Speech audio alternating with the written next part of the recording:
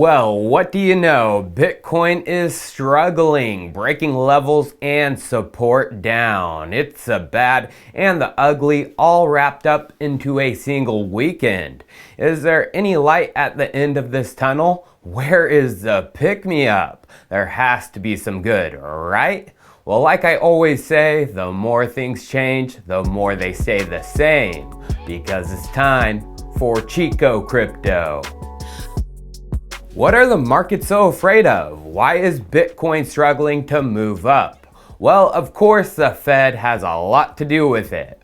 We all know the Fed met at the end of last month for their first FOMC Federal Open Market Committee meeting. Well, late last week, the full details of the meeting were released. A readout of the meeting showed exactly what was discussed by the Fed's top officials. Fed officials generally expected inflation to ease deeper into the year after the surge driven by the easing of the pandemic and supply chains getting back to their full force. However, some FOMC members suggested inflation could continue to rise above their expectations as businesses continue to struggle through supply and labor shortages. They made it clear they would hike rates at their next meeting, which will coincide with them ending their monthly purchases of Treasury and mortgage-backed securities. Although all of this is known, why such a bad reaction with such downward force? Well, after the January FOMC meeting, the Fed held their baseline interest rate range steadily at 0 to 0.25%, and the Fed usually moves interest rates up or down by 25 basis points. So in March, people would expect at worst rates to be raised by 0.25% to a steady 0.25 to 0.50. But some investors theorize rates could be raised by 0.5 percentage points in March after annual inflation reached 7.5% in January, which included a 0.6% monthly increase in consumer prices. This would be a shock to the markets, rates raised to the 0.5 to 0.75% range. So the question is, will the Fed be hawkish come March and raise rates further than expected?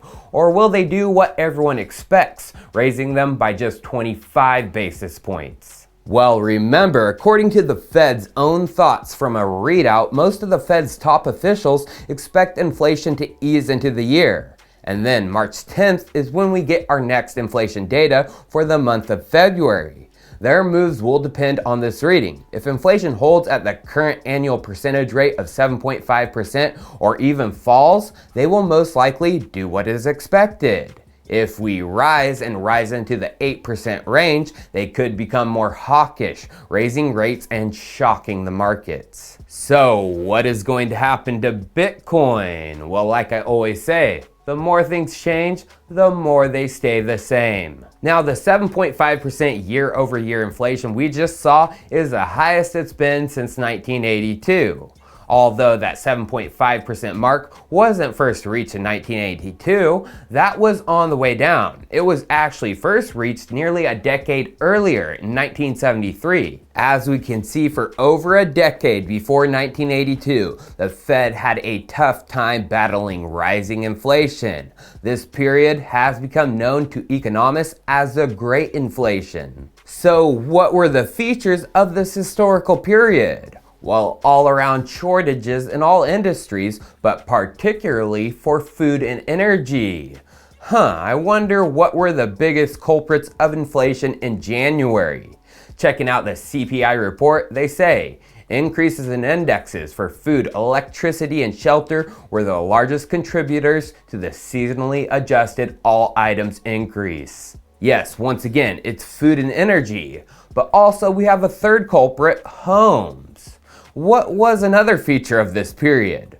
Well, from this report from federalreservehistory.org on the Great Inflation, they say, motivated by a mandate to create full employment with little or no anchor for the management of reserves, the Federal Reserve accommodated large and rising fiscal imbalances and leaned against the headwind produced by energy costs. These policies accelerated the expansion of the money supply and raised overall prices without reducing unemployment. Fed was looking for max employment with little to no regard for the rising and large fiscal imbalances. I wonder what is going on today. The Fed is shooting for max employment with little to no regard for fiscal imbalances. As we can see, the unemployment rate month after month has been steadily falling since the 2020 highs and reaching lows of just 4% unemployment in December and January. Well, let's just look at this data from the early 70s regarding unemployment and inflation. As we can see, in 1973, unemployment was just 4.9% and inflation was 8.7%. Such a similar number we see today. Unemployment is 4% and inflation is 7.5%. What about fiscal imbalances? Well, we know the government today has a ton of debt on its balance sheet with their program of bond and mortgage-backed security buying. Pulling out this chart, we can see that the Federal Reserve share of government debt holdings peaked in 1974 at 16.8%. As of 2013, that was already jumping back to those levels, reaching 12.3%. Well, that has been beaten today, which is obvious when you see this chart. Federal debt held by Federal Reserve banks as a percentage of GDP, gross domestic product of the United States. Over 25% is the ratio. The Fed and its banks hold debt that is equal to 25% of the US's GDP, which is over $22 trillion. Obviously, the more things change, the more they stay the same. Inflation is once again hitting the great levels. Unemployment is being beaten to the ground with low-skilled jobs that can't keep up with the inflation. And our government, particularly the Fed, has had an appetite for spending that can't be satisfied. Although back during the 70s, because of the rampant inflation, citizens lost faith in traditional fiat US dollars. People fled from dollars into a certain asset called gold. As we can see from the gold price, it went from $35 an ounce in 1970 to by the end of the decade reaching a peak of nearly $850 per ounce. Only a 2,328% increase, or over a 23x. Now you can see how this was related to inflation by looking at this chart. The blue line is the consumer price index year over year, while the gold line is gold's percentage change year over year. As we can see, when inflation started to get out of hand and rise, the gold price went wild. Now, gold had some help moving from $35 an ounce when in 1971 Nixon ended the Bretton Woods system, which ended the convertibility of dollars into gold, which was fixed and held at $35 per ounce. But then in 1974, President Gerald Ford signed a bill which allowed American citizens to once again buy and sell gold for the first time in over 40 years since private ownership of gold was banned in 1933. Gold's price was able to free float and find a real price. Regular citizens could invest, and then you had rising inflation. What do you think happened? Gold fever started to take over industry and citizens alike. This article from the Engineering and Mining Journal shows what happened in the 70s industry-wise. A great mining build-out happened, with many new gold mines being constructed across the US, which also included new technologies for gold extraction.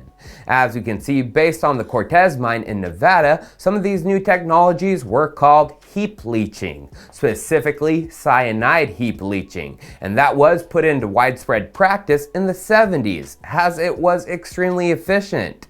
A gold mining and extraction build-out happened back then, but what about today? Well, now we have Gold 2.0, aka Bitcoin, and there is a similar mining build-out happening. As we know, the Bitcoin hash rate is reaching new all-time highs, recovering swiftly from the China ban on mining. Where has that hash rate been coming from? Well, from the United States, where the US is swallowing up Bitcoin hash rate from places like China, becoming the Bitcoin mining capital of the world. Just like a new technology helped back then with expansion, a new technology is only going to increase US dominance in Bitcoin mining. Intel just announced their Bonanza chip, which is set to release to customers this year. As we can see, this is able to produce the best-in-class hash rate while being the most energy efficient. It dominates its competitors. Who are Intel's first customers? Well, American Bitcoin mining companies, Argo Blockchain, Grid Infrastructure, and Block, who are backed by Jack Dorsey.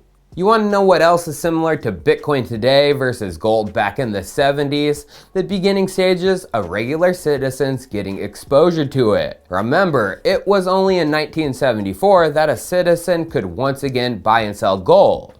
Well, this meant the trading of gold started to take off during that decade.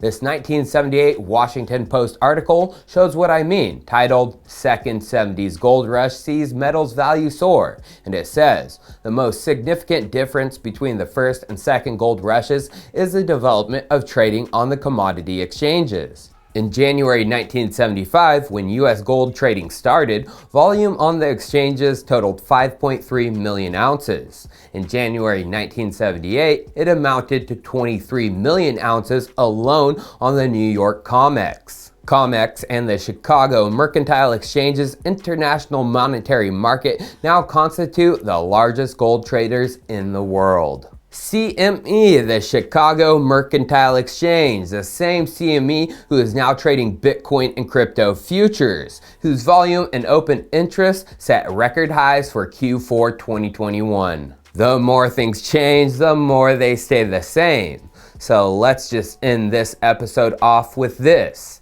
Europe just had a Bitcoin ETF launch within it 3 days ago. Canada had its first over a year ago, and it's seeing some of its highest daily inflows. And a certain country just approved their first crypto ETF, Australia. Well, as you know, the US hasn't launched a physical Bitcoin ETF yet. But guess who launched gold ETFs before the US? Specifically 1 year before, the countries mentioned above.